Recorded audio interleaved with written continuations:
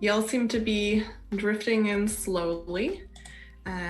We'll get started. Oh, a couple more coming into the waiting room. Quick question. You guys also come into the Zoom through Omnivox, right? Not like through the Zoom on your computer. So I wonder if you're able to add pictures. If you are, and you are an off-camera person, you want to add a picture of like your dog or the sunset or Big Bird or something, go ahead. You're perfectly welcome. Okay. So I made, well, it won't be that, but you'll see. Ooh. Admit. I have made us a basic slideshow again. So thanks for showing up. I'm pretty tired. I bet you guys are too, but we're gonna have the class. Announcement. So the course outline has been updated. It's final. What's on Omnivox right now? Excuse me, Emily. Yes. Miss Emily, do you mind adding me back into the classroom because I'm on my phone right now? I'm going on my laptop. Do you mind adding me back? Okay, let me see. Just from the waiting room? Yeah, just from the waiting room. Yep, no problem. Okay. Of course. Lots of more people from the waiting room. Yes, so I was letting you know that I have uploaded a weekly schedule. It's still kind of broad, but you can see roughly where we're going. This is it. So right now we're here. We're in week 2. We're starting Medieval Madness. You can see, I mean, you could just take a look at this as you want, but you can see roughly how we're going to proceed. There are readings that you will have that are not on this schedule yet, but I will always let you know on Leia and in the slideshow. So we're gonna finish up like Medieval and Middle Ages Madness. Then we're going to have a unit on psychoanalysis and what that understanding of mental disorder offers, as well as some critiques along gendered and racialized lines. We're going to look at the anti-psychiatry movement for a few weeks. Then you have a break for Easter. Then we're going to look at our current paradigm of mental health. And then we're going to finish out the class by doing a little bit on what's called MAD studies and MAD Pride, which are relatively new grassroots movements. One more academic than the other. So that's the schedule. Just wanted to let you all know that it is up there. And I also wanted to let you know about the continuing education office hours. So because of the way Vanier does Conted, I'm not technically offering office hours. You can still send me an email, or if you really need to, we can set up a way to meet. But they've hired someone to do the office hours for all the continuing education courses in the humanities. So her name is Rushdia. These are the regular hours that she's offering. She's going to be in this Zoom room. So if there's anything that you're like really confused on, feel free to go ask her. But you can also come and ask me, just so you know that resource is there. Okay, and like, how to make this full screen again? It would be nice. Yes. Do you have any homework from us, class? Sorry? Do we have any homework from us, class? From last class, it'll be the things that were on the end of the slideshow. So all the things that are on Leia. Do I still have time sorry. Do I still have time to do them? Sure. Okay. None of those actually, well, the quiz technically was timed for today. I'm okay with it since it was the first week. You can still go in and do it. The other things were all like reading and for your own time. Okay, thank you. Good, makes sense. Wait, we had a quiz? What quiz? You had a really simple reading quiz on Moodle about the Wang piece. Everybody read the Wang piece on BuzzFeed? But yeah, I'll leave it open. That's crazy. The piece that we read? All right. So today we're going to talk about medieval madness. So one of the homeworks from last time was to read this piece called Melancholy Madness. Excuse me? Yes. We have a quiz right now? No, not right now. Oh, okay. It was on Moodle as part of the homework. Okay. Mm-hmm. All right. No problem. Yeah, so one of your homeworks was to read this thing, Melancholy Madness. So we're going to start today talking about melancholy as a precursor to depression, how it was seen, how it was treated. We're going to have a little breakout rooms activity, so you all have to let me know how that goes. Then we're going to talk about some of the things you haven't read yet, but that you will read for this week's asynchronous activities, which is about the Ship of Fools, or the idea of the wandering madman.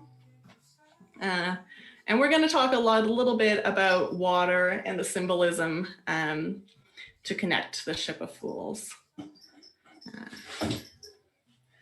It's another cat down there, less annoying than the other one.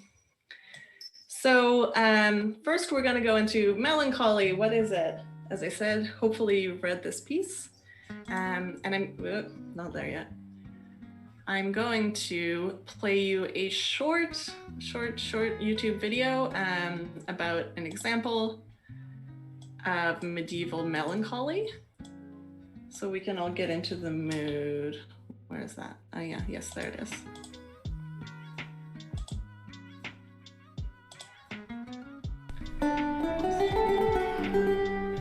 Mental health conditions have been understood as serious illnesses from as early as the ancient period in history. In the Middle Ages, a commonly diagnosed condition was melancholy. Melancholy was characterized by extreme depression, bodily complaints, and sometimes even hallucinations and delusions. Melancholia was considered to be an extremely serious illness, and it was believed to be able to kill the afflicted. In the 15th century, Duarte, the King of Portugal, famously suffered from severe mental health issues during his 5-year reign. The king explained how he suffered from melancholy in his book, The Loyal Counsellor. He describes how his melancholy began at the age of 22 when he was given the burden of running Portugal and the Portuguese throne. His condition worsened significantly when plague broke out in Portugal. His mother and father both died because of the plague. The pressure this caused him made him become sick, and he became convinced he was going to die. Being surrounded by death and the memory of people dying caused him to become overwhelmed with melancholy. This episode, which we would understand today as clinical depression, lasted continuously for 3 years. The king was very aware of the danger of excessive melancholy and worked hard to be happier. He even wrote tips on how to remain mentally stable in his book, The Loyal Counsellor. He recommended getting enough sleep, stopping excessive drinking, and keeping a balance between work and leisure. He also added that reading books and avoiding solitude and idleness would work wonders, which is remarkably similar to what doctors would recommend today. He also discussed how his father, John I of Portugal, suffered from panic attacks. The Loyal Counsellor is remarkable as it challenged notions that brave men did not feel fear. In acknowledging that these men had mental health problems in his book, Duarte challenged the medieval male ideal and tried to pass on the knowledge that he had learned from battling his melancholy.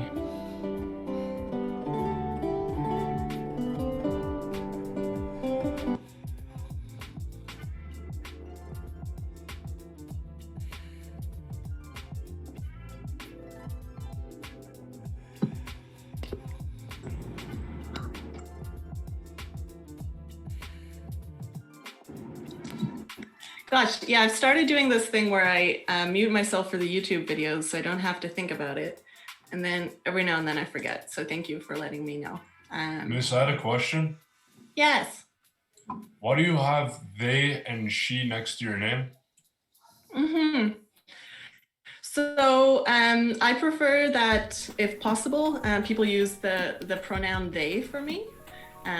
Instead of she, but I'm also okay with she. So this is a way of showing what pronouns I like and how you might refer to me. So if anybody else in the class, if you want to throw your pronouns up, would be helpful for those of you we can't see. But if you don't, you also don't have to. Yeah, and you may have noticed there's a question about it in the Microsoft Forms survey that I also asked you to do for homework. I didn't understand that question. Yeah, I think that the person is just not used to the question was about why I've got pronouns beside my name. Yeah. Cool. So that video, just wanted to show you somebody else who's kind of depressed in a plague, as we are. So I'm going to send us into, this is going to be tricky. Let me share the screen again. I'm going to send us into breakout rooms for a collaborative thing. As usual, you can do the breakout room with voice or video if you want, or you can do it by chat if you have a bad connection or for any reason. But I'm going to ask you to pull up the Melancholy Madness that we read last week and use that in your group to pull out the answers to these specific 4 questions. So the groups are going to be a little larger today because I didn't have time to think of more questions. But I'm going to basically, we're going to go to another slideshow for a second, or you guys are going to go to the breakout rooms and I'm going to go to the slideshow to watch you. So I'm going to put a link in the chat right now. And if you open that, it'll bring you to, let me show you the other buddy right here, go away thing. Oh, not that one. Gosh, that one. It'll bring you here. And so on this slideshow, yay, a bunch of you already have it open. You can see there's group 1, group 2, group 3, group 4. I'm just gonna ask you to throw down your name so I know who's there. And then you're gonna have a discussion and figure out the answers to your specific question. So the group number is just going to be whatever number breakout room I put you in. So pay attention, it'll say like room number 1 or room number 2. You're gonna put us in it? Sorry? You're gonna put us in it or we have to put ourselves in it? No, I'm gonna put you in it. I just wanted to make sure we know what the what we're doing first. So I'm gonna send you there. What does it answer? The 91, 491 or whatever? So these are page numbers to help you with answering the question.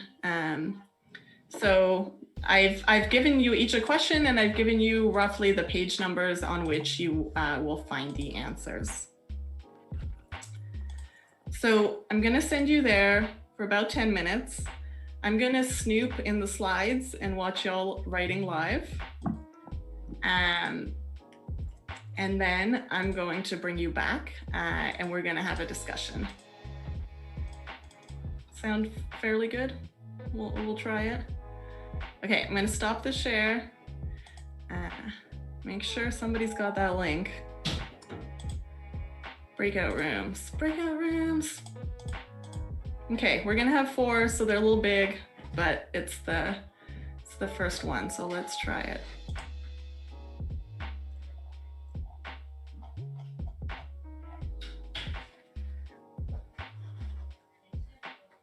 Oh wait, open all rooms, gosh, there we go.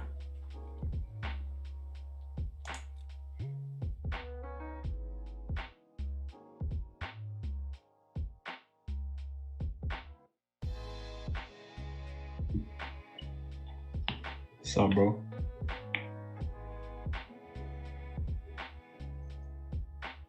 Good.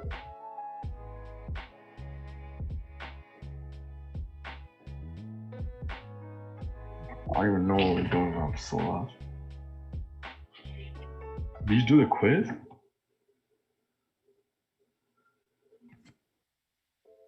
When you fly, you rely on what's inside of you, don't you? We fly with our spirit. Trusting your spirit, yes. Oh, okay. Shit. Oh, bro, I was chilling. Oh, that shit is not easy. It's so hard to focus. Do I smoke? I used to. Like, I stopped smoking weed like 6 months ago.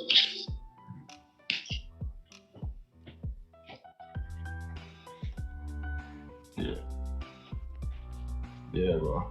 That's 6 months ago. I stopped completely. Which I'm pretty proud of. Yo, why are we only 2 in this room? She said it was gonna be 4 breakout rooms. It's gonna be big groups. Only 2.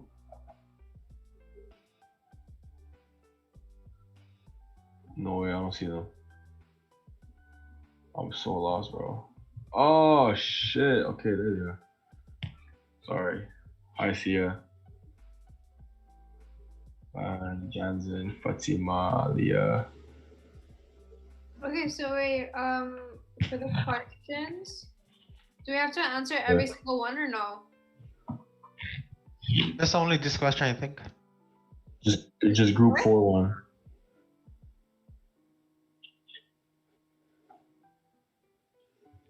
So we only need pages 98 to 100.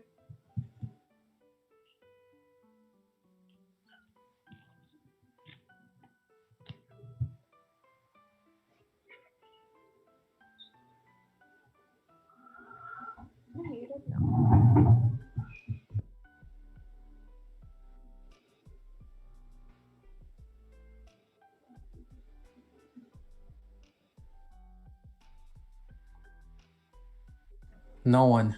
I was about to start reading it, but then I was like crashed with 8 assignments in quantitative methods.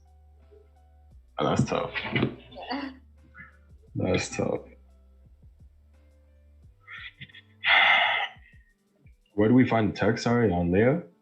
Not Leah in documents. Okay.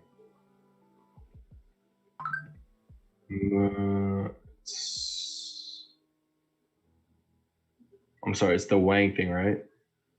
Or no? Okay, never mind. Melancholy Man. I found it. So 90 to 100.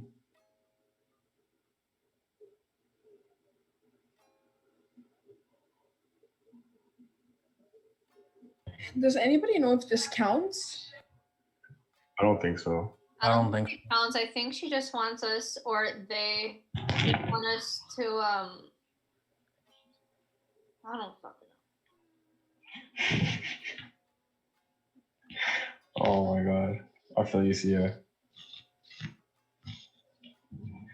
I was laughing my ass off when the person was like, "Hey, so why is there she and they next to your name?" I was like, Yeah, that got kind of awkward real quick. Yeah. I wasn't like 2 years ago, I probably would have asked the same question, but like I met a friend who explained me all of this stuff. So I kind of understand now, but yeah, that got a little awkward. my dad saw it and he's like, "What is this liberal bullshit?" No. That's tough.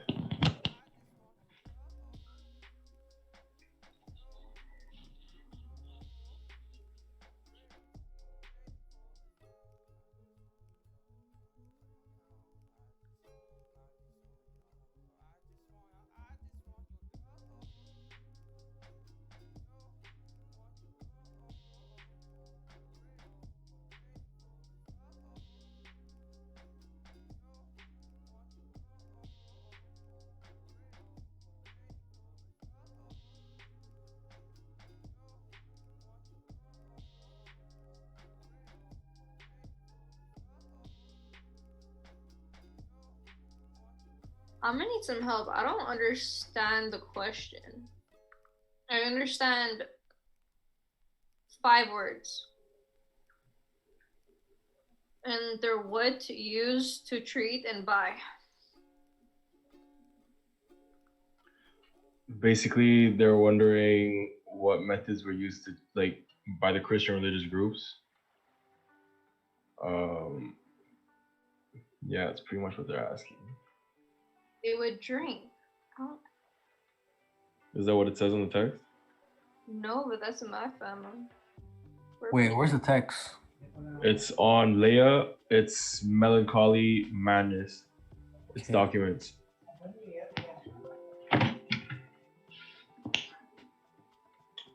And guys, do you guys know what it's like le document? Where's the document? It's on Leia in document. It's called Melancholy Madness. Okay. Is it in week 2? Screenshot and send it to you. No.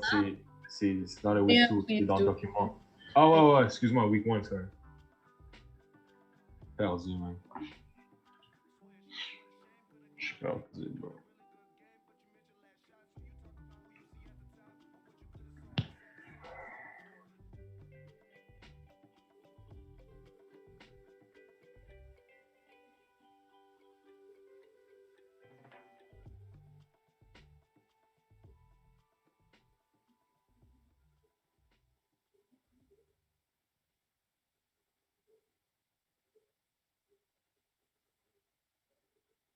Okay, so what now? Like we have to read it in groups? Basically, we have to read it and try to figure out the answer to the question. What answer? What question? The one, what methods are used? I'll just write in the group. Fuck. But that's the thing, like where do you see the questions? There's a link in the chat on Zoom. Press it, and then press the 4th slide on it. It should be group 4.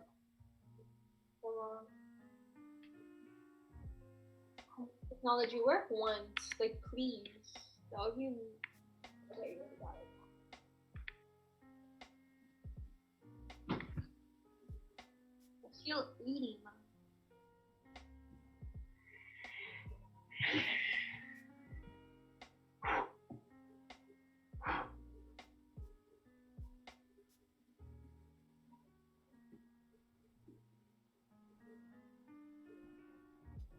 Guys. On page 100, I think it says it. Yeah. What line?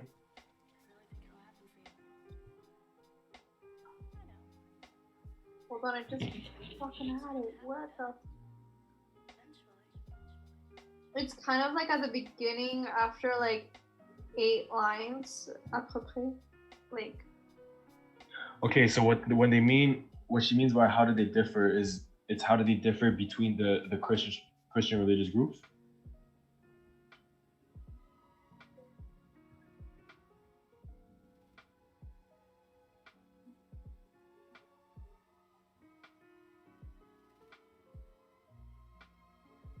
What is this weird shit she's making this weird?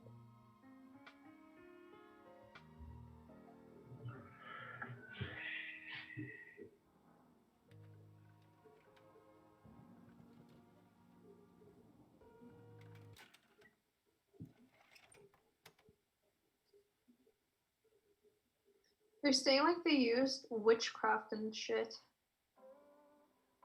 Isn't it exorcism or either prayer or fasting? Holy water.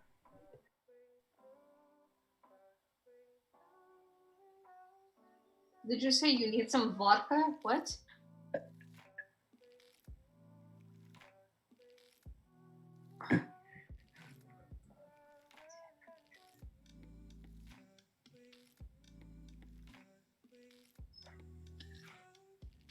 So yeah, so it's from prayer. I'm gonna give y'all another 5 minutes to get down whatever you can and bring us back. Why did I read that in a country accent? What the fuck?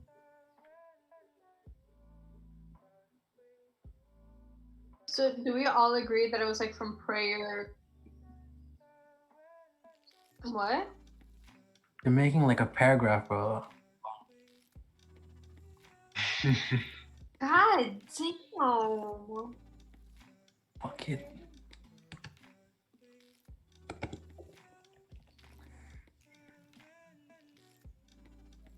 Well, like prayers, witchcraft, fasting. The young girl convulsed. What the?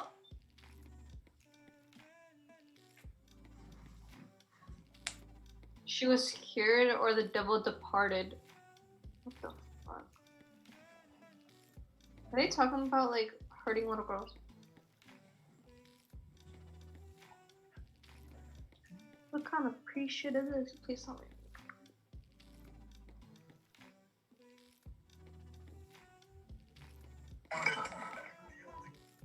Boiling on Fabio. I think the answer is either a praying or exorcism. And how did they differ?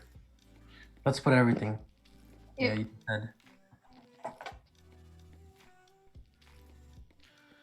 So basically, praying is talking. I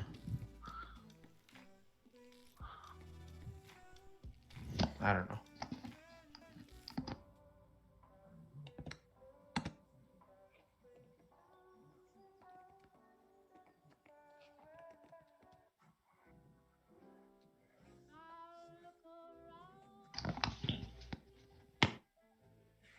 Holy.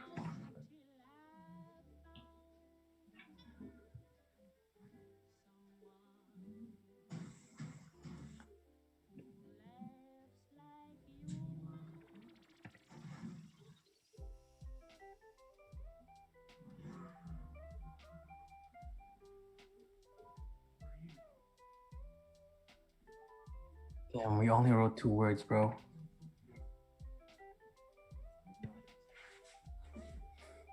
We just need to differentiate it.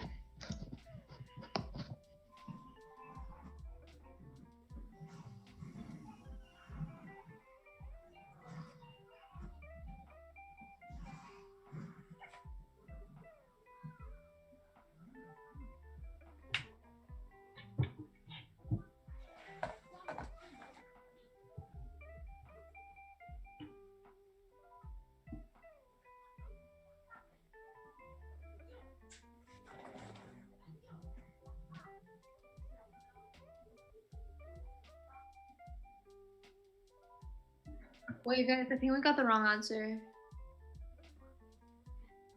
Because it says over here, alongside the emotional turmoil that engulfed sufferers and those who witnessed it alike, could apparently mimic the symptoms of almost another illness, and that seemed somehow to mold itself to the culture in which appeared, real or fictitious. It attracted and continued to attract down the centuries controversy about its situation and its cause. It was labeled often rejected by many who received diagnosis and state that many seemed closer. I can't pronounce that. What movie is that?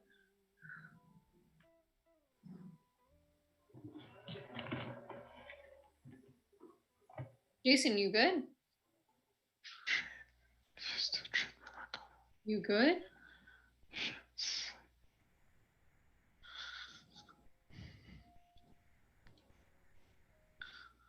Want to talk about it?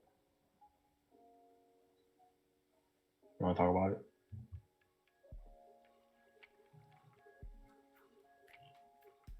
So what answers are we giving?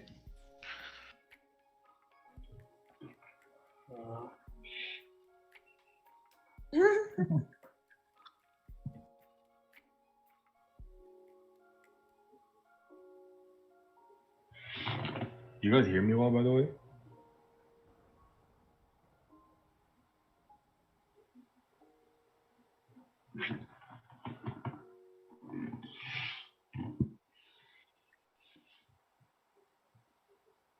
I like the burning duck behind you.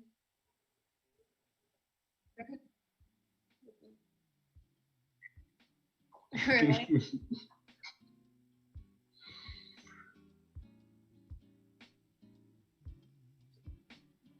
all good, bro. Leave the break room, guys.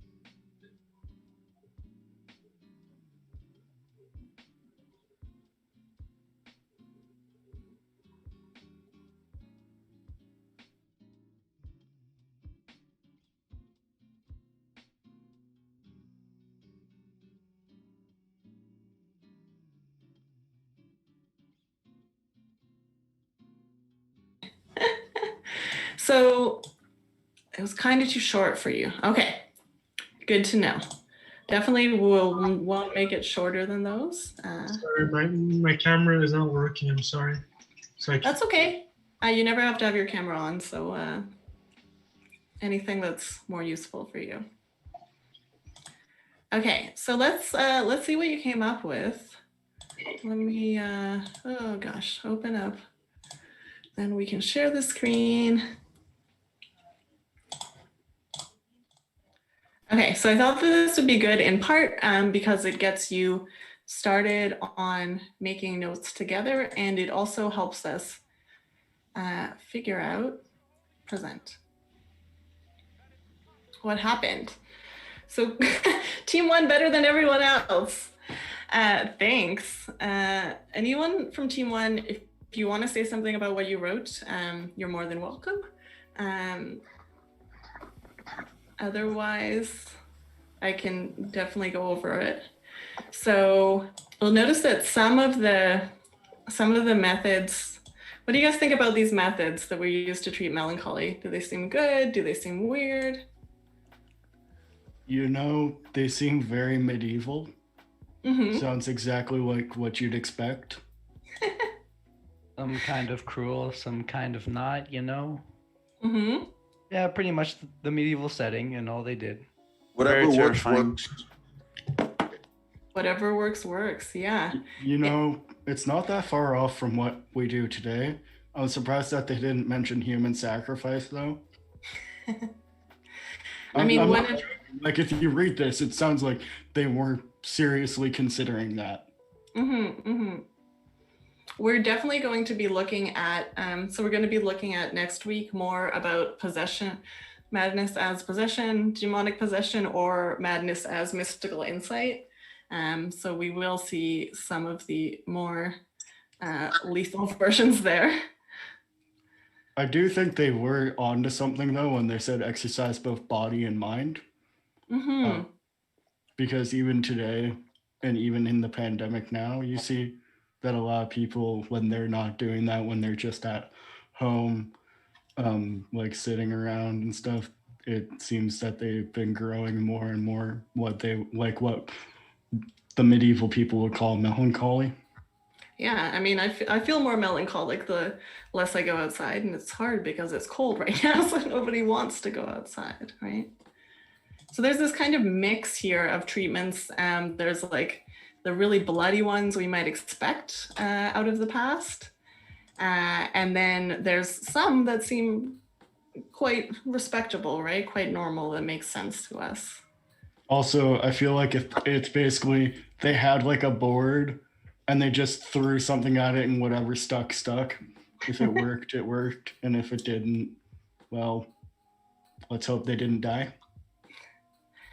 Yeah, so something you're pointing to is that while there may have been methods of treatment, there wasn't necessarily like a science or a way to figure out what would be the best way to treat.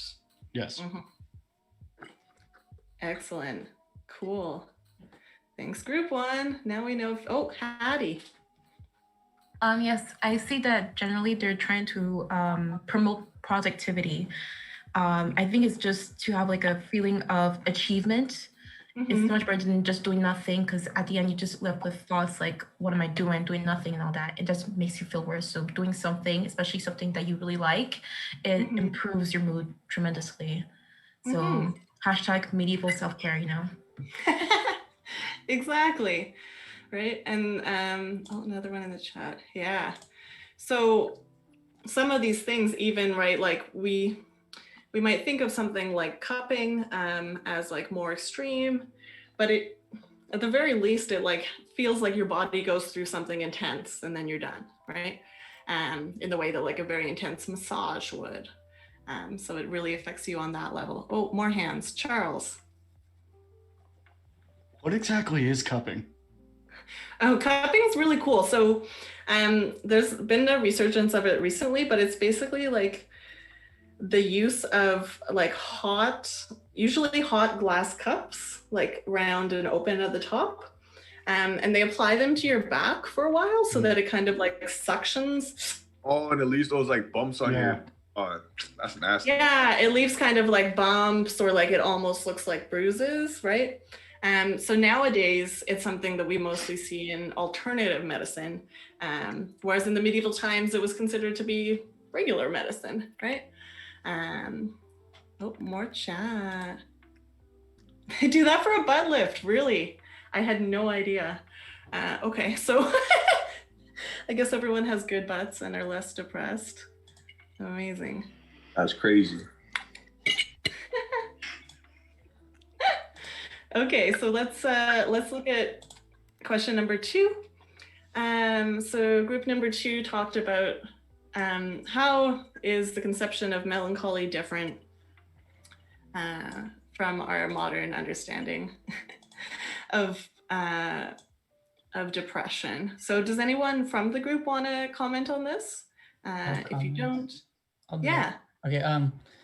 So we chose to, because since our question is like the concept of what it is, and so like we thought like our main focus was like, oh, they thought wrong. That's not how you do it. So we started reading over, and then we found parts like it was seen as fashionable.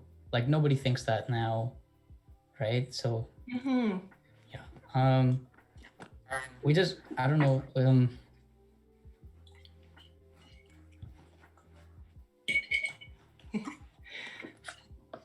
Yeah, so there's a lot of like similarities and there are a lot of differences, right?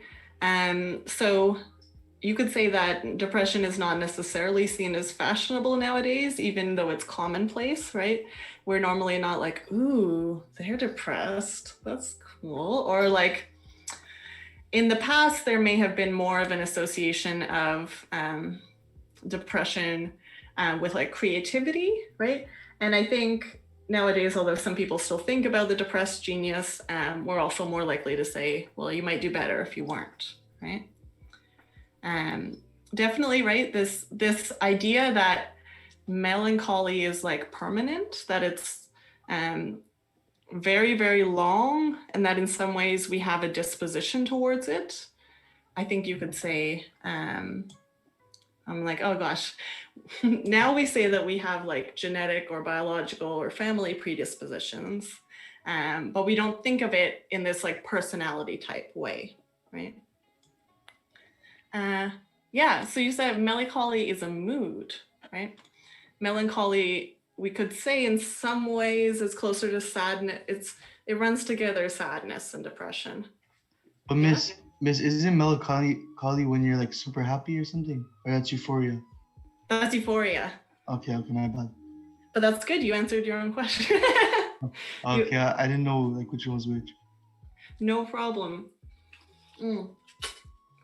Anybody else have, I mean, this is a thing you can continue to think about, how melancholia is different from all these things, right? So they weren't necessarily measuring, like, what are they even called? Dopamine and serotonin and all these other brain factors, right? So they didn't necessarily focus it in the brain, whereas often nowadays we tend to think depression lives in the brain, right? Okay. Group 3. Oh yeah, how did Napier use the word lunatic? So this is a little bit like terminology. So we had melancholy, which was applied more broadly, and then we had lunatic, which was reserved only for like severe cases. Anybody from group 3 want to say anything? Yeah, it was more reserved for people who was violent.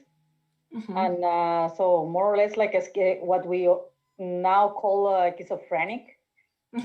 Okay, so yeah, we just basically, since it was a definition, we took a lot of what was written on the book, on the text. Yeah. So it's the lunatic actually has quite a different profile than the like regular melancholic, right?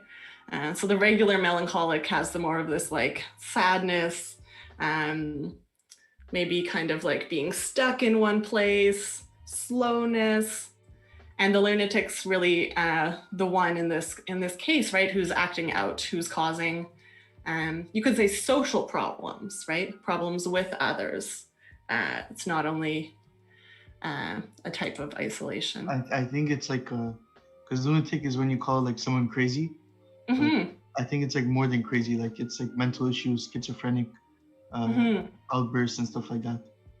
Right. So, and it's interesting, right? Because crazy is one of the words that has seeped into our everyday language so that we just use it to describe things that are strange or funny or outlandish.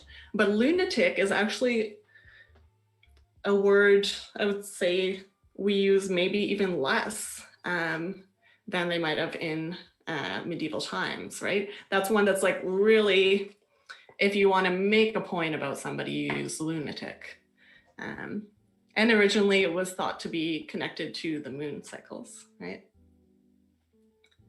Okay, let's look a little bit at the fourth question. Sorry, the group, I think I cut you off because you didn't get to fully fill it out here. But this is going to connect to next week when we talk more about possession, about mysticism. Anybody from group 4 want to talk about anything? If you don't, it's also fine. One thing that's important to notice is that some of the Christian sects, not sex, used like praying, as you say, and others used exorcism, right? So others were attached to like ritual, to this kind of transformative experience, like a bit like cupping or some of these like intense bodily things. Quick question. Can this illness can it be cured, or is it you can only make it better, but you can't really cure it? I mean, I think that's at medieval times, that was an open question. I think today it's still an open question. So exorcism tends to, yeah, they used leeches, absolutely. One of the good bloody examples. I think you said it makes you delusional. Sorry? You said it makes you delusional as well? It can. So if you believe in something, but people think that it's something else, does that mean that makes you delusional? Like, it means they might use the word delusional to describe you. It certainly does, right?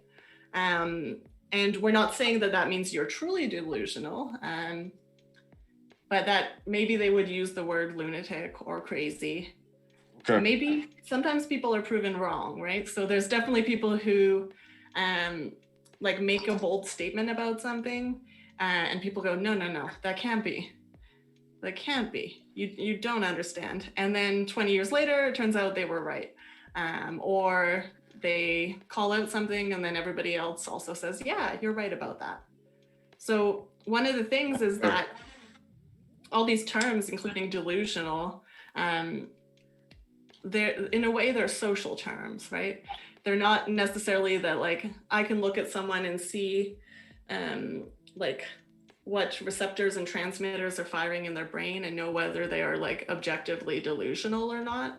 I can't, right? Yeah.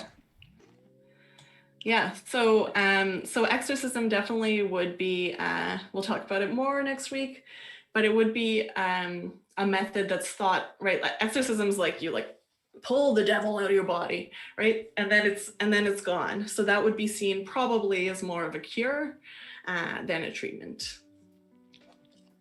Okay, I'm gonna stop to share this. Go back to the other one. Oh, what's the chat say? Exactly. So Tal is saying in the chat that there was also a direct entanglement of particularly the Christian church in Europe at that time and medicine, right? So that, as I said, there weren't, as Charles pointed out, it wasn't necessarily like a scientific method for like, this is how we test our treatments, but it's thought to be more related to one's spiritual state. Woo. Words. Okay, let me go back to this thing. Great, we did it. We did our first in-class activity. You survived the breakout rooms. Congratulations. We're gonna talk a little bit more. Woo. Okay, so now stuff that you haven't read yet, but you're going to read about for today's asynchronous activities. So don't freak out. So we're going to be reading a small selection, a few pages out of this. It's History of Madness by Michel Foucault. So he was a French philosopher who lived, I'm like, when was he born? He must have been born in the 40s because he died in the 80s. And one of his main focuses of study was on madness and on psychiatry. So we're starting with a few pages from the beginning of the book where he talks about the precursors to psychiatry per se. And one of the like tropes that he talks about is the idea of a ship of fools. If you Google this, you'll find a million songs named Ship of Fools, which is not as helpful, but it is interesting. And the original story of the Ship of Fools comes from ancient times, and it's meant to be a satire of if you're on a ship and everyone on the ship is a fool, it's kind of impossible to get anywhere. It's impossible to get the ship to work together properly. If everybody has a role, but they're actually not fulfilling it, the idea is this is kind of a nonsense ship that's just like floating all over the place. Okay, we're all picturing ships in our head. So here's some artistic depictions of the Ship of Fools. On the right is the one that, it's actually like a satirical novel was written in Germany about the Ship of Fools. And the one on the right is an illustration from that. And on the left is by Hieronymus Bosch. You may have heard of him. He's a fairly famous painter. And this is his depiction. So it's a much smaller ship. But in both, you can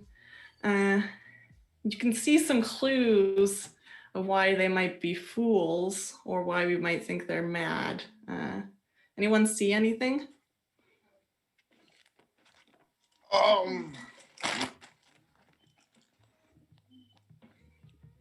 They all look like gestures, or like one, it kind of looks like they have like horns poking out of their head. So it's like they're a joke from like they're the joke, and like the ringleader is like their demons. Ish, kind of. Yeah, so there's a lot of imagery about jesters and demons and those spears. They might also make us think about like donkeys, the medieval ass, or animals, right? Those are all pretty powerful.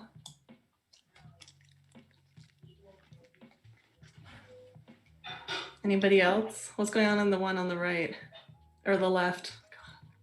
It looks like your desires. So like some of them are like focused on food, somebody's focused on drinking. So what are they doing in the corner? I don't know. They're being pouring seduced by their water. desires and demons. I don't think it's really like seducing per se. I think it's like they want to eat, and then there's a mother trying to take care of her baby, and the thing hanging up, it's like, I think that's food and like something that's so out of reach of reality, and the other person is like just trying to drink and like look away, so they're not part of it and they're not witnessing what's going on. Maybe. I don't know. Yeah, they seem to be sinking in their own boat on the left, and it looks chaotic, right? So at least on the right, maybe the figure without a hat, maybe that one knows what's going on. But on the left, I don't know if anybody is like properly steering the ship, right? It's kind of like everybody's involved in something else other than where the ship is going. And as Matthew pointed out, right, a lot of them are giving into these like desires, or they might have framed them as different forms of sin and indulgence at the time. So that's the Ship of Fools. And this is a little bit about fools. So on the right, we have a picture of a king and a fool. So this is from a German-inspired depiction. And so the fool, as many of you pointed out, has things in common with the jester.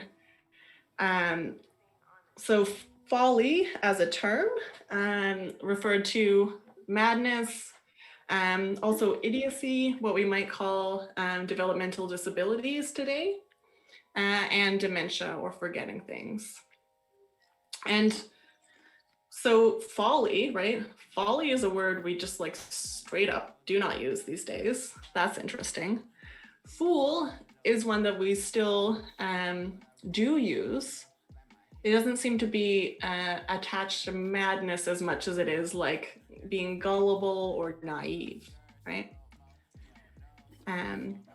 So the fool seems silly, but traditionally the jester or the king's fool was also the only one who could make fun of the king. And folly, so opposed to melancholia, could be like very short, or it could be in a long time that maybe you are essentially foolish, but it could be short.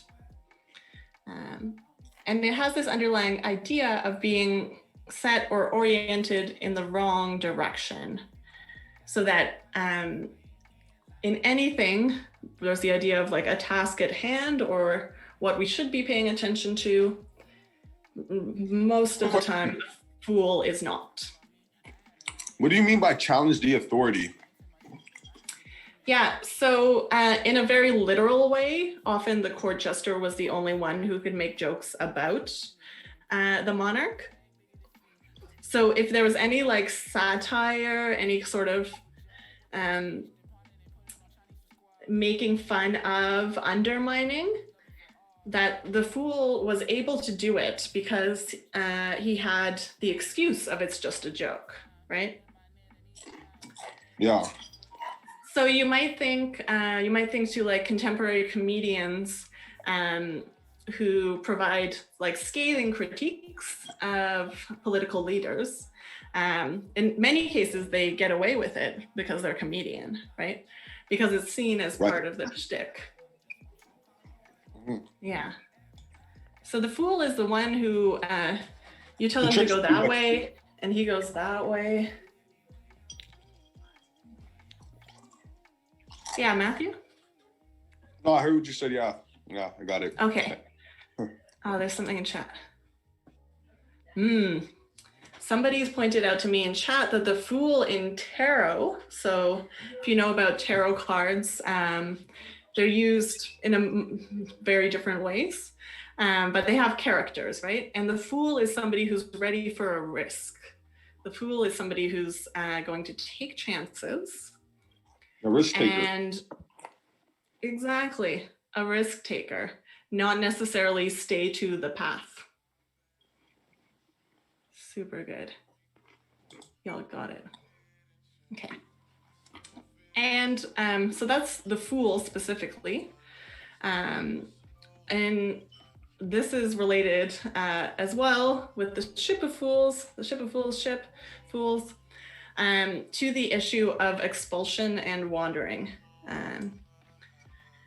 So nowadays, or even in the past couple hundred years, we've tended to treat people, whatever you want to call it again, madness, mental illness, psychiatric issues, we've tended to put them in places, right?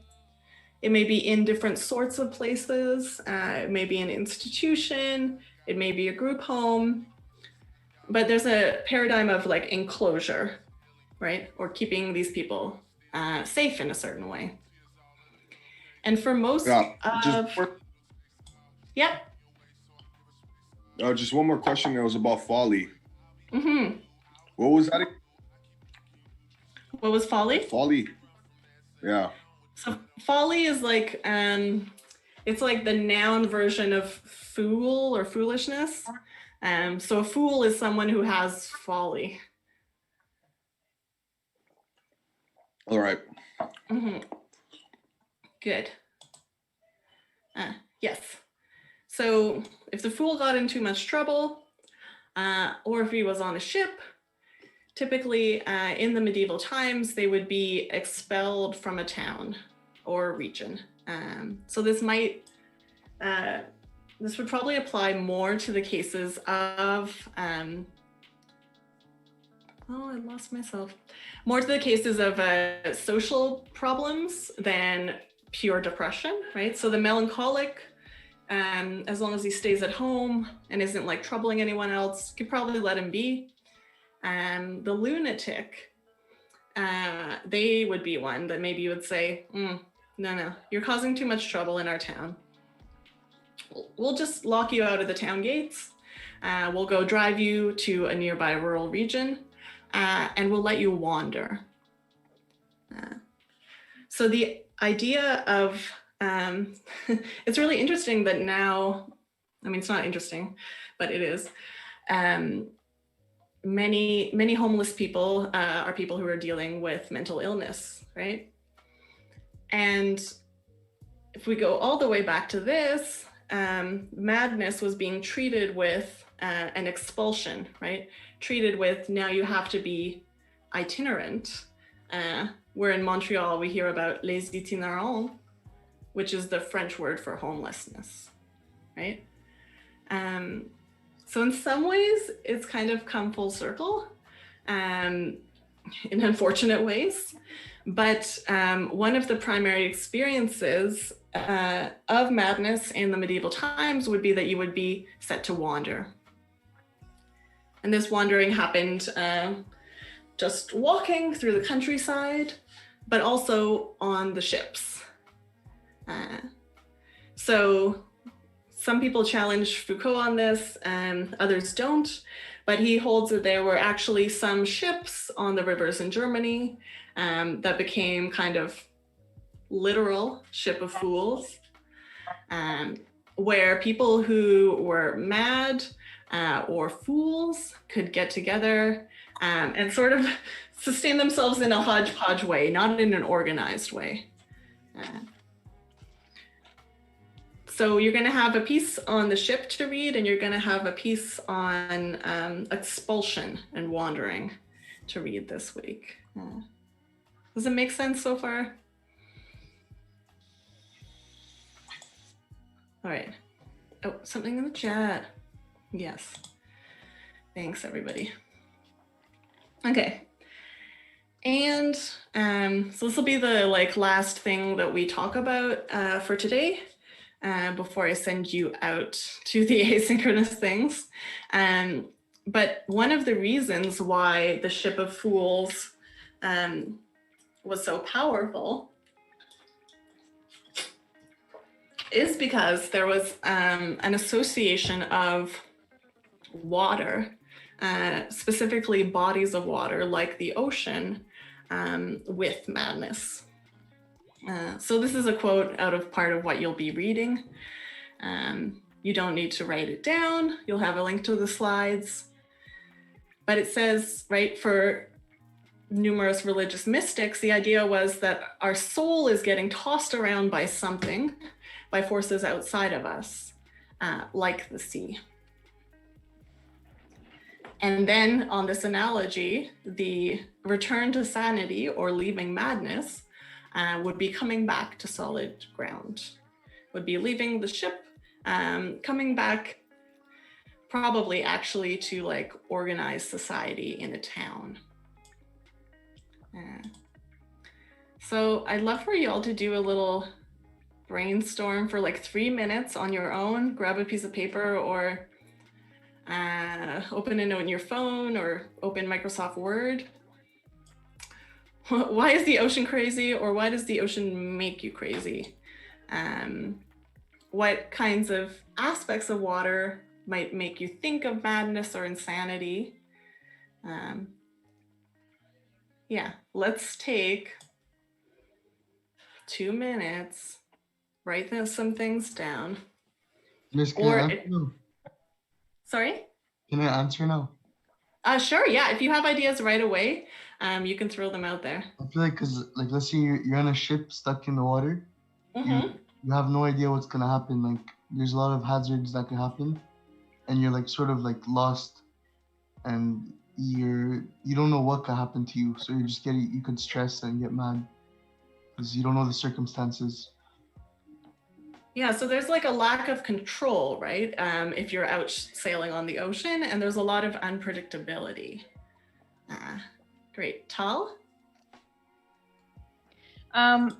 The ocean isn't man-made, so like you mentioned, it can't be controlled. I feel like society generally likes to put things in a box, and they can't really decide what to do with it. Yeah, exactly. That's so so good. It's not. Yeah. I feel like it's a representation of the sublime also.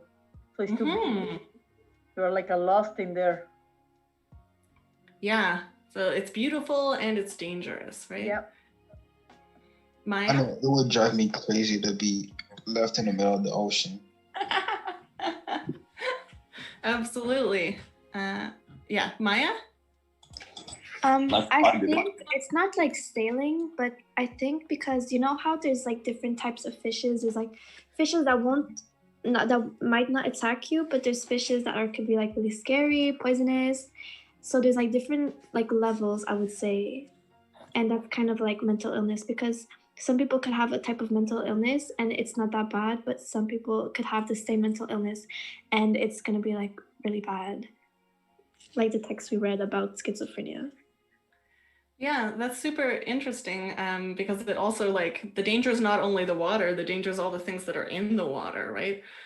Some of which can eat you, some of which will just nibble on your toes. The chat says the ocean was not as a Sorry, cord. nibble on your toes. That was kind of funny. Sorry, the nibbling on your toes, that's a really big fear of mine. I'm so scared of fish because I'm scared they're gonna think my toes are food and they're just gonna eat my toes. I don't know if anybody else has heard. There's spas you can go to where they intentionally have skin nibbling fish and they give your feet a pedicure. I've never done this, but I'm curious about it.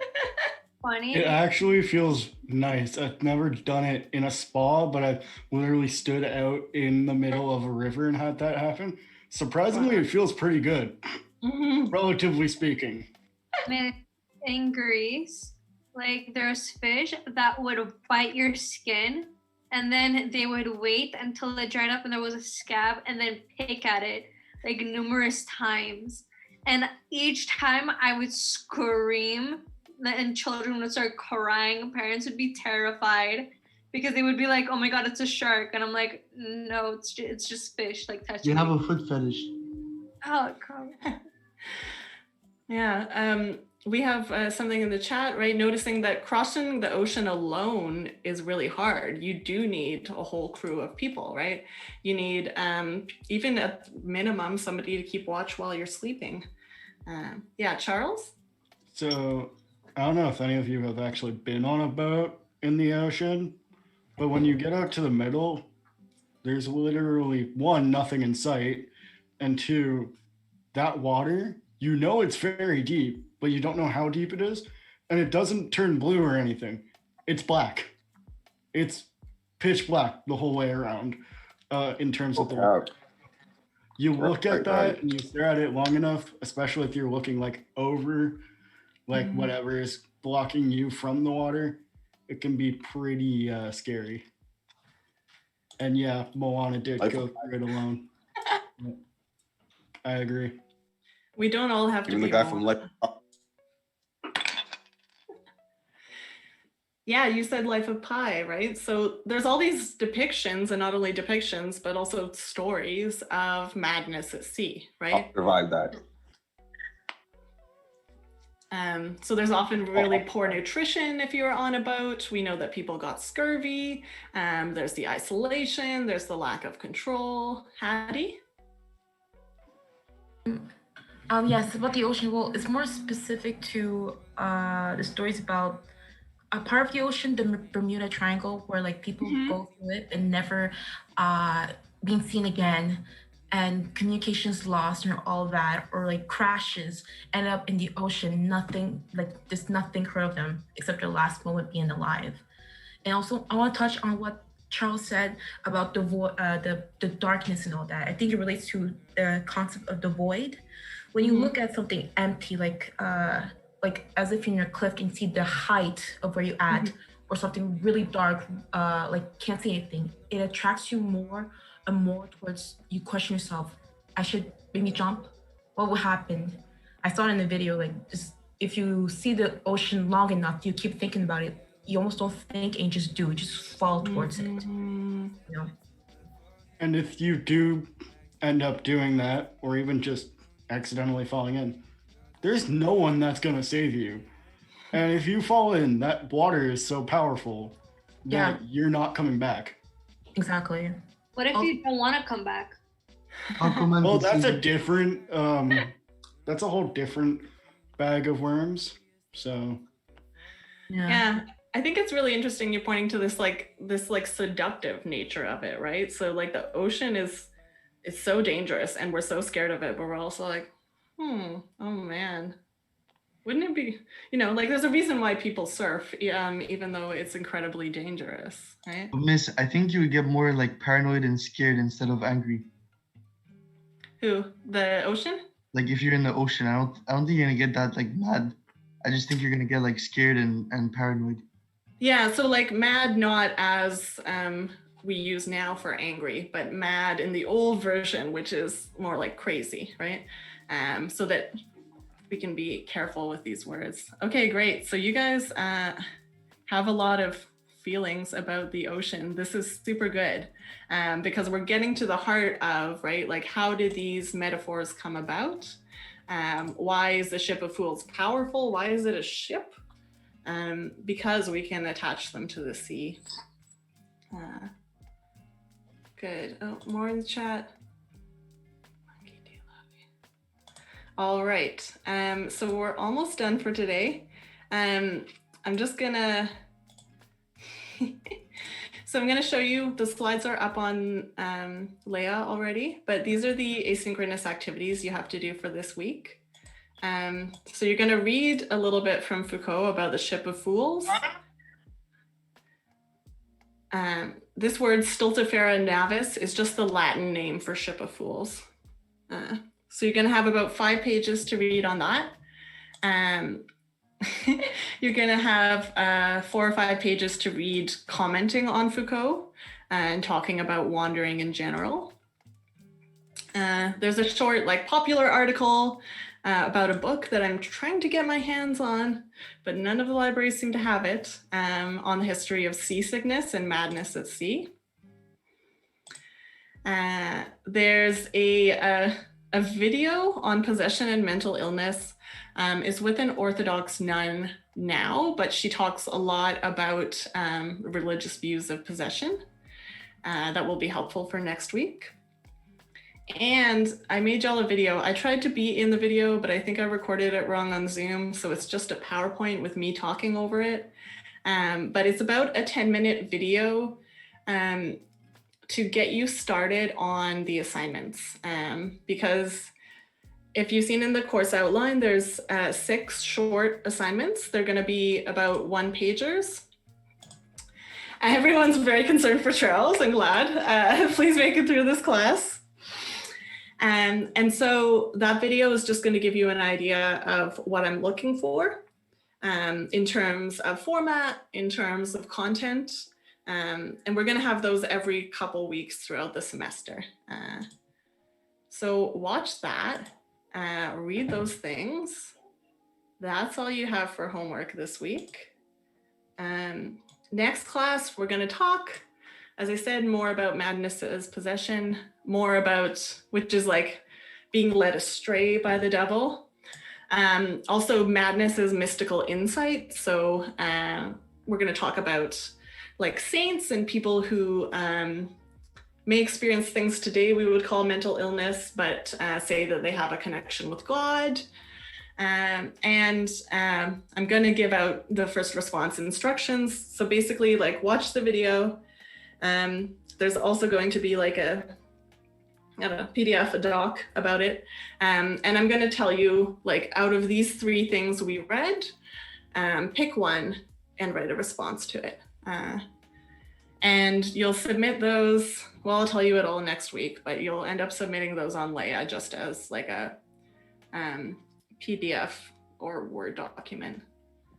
Let's see, chat. Anybody got any big questions? Any last clarifications? As I said, if you didn't finish the reading quiz on the BuzzFeed article, go ahead and take that. Yeah. Let's see, anything else, chat?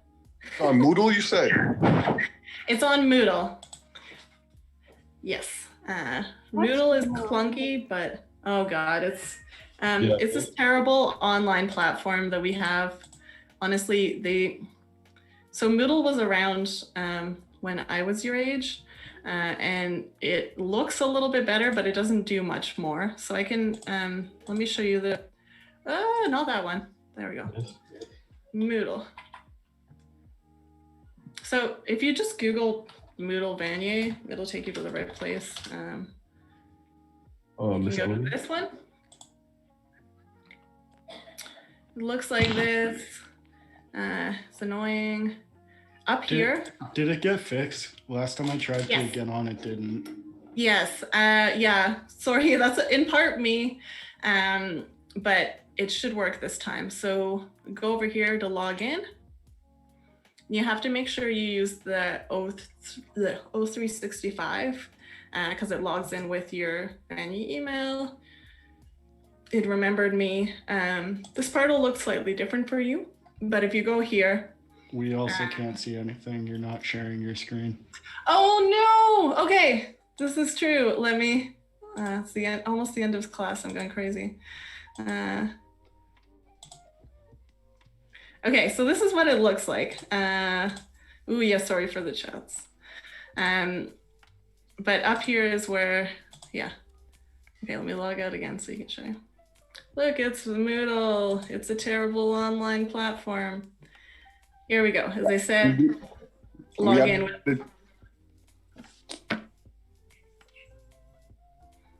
Log in there.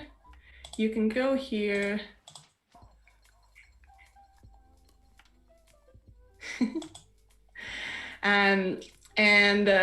So you're going to have, there's the reading quiz from last week. There's not much else. You can put up the links for interesting interesting articles or news or anything else you read that's related to the class. And that's the Moodle. Yeah, I will use it more in the following weeks. Can it be videos?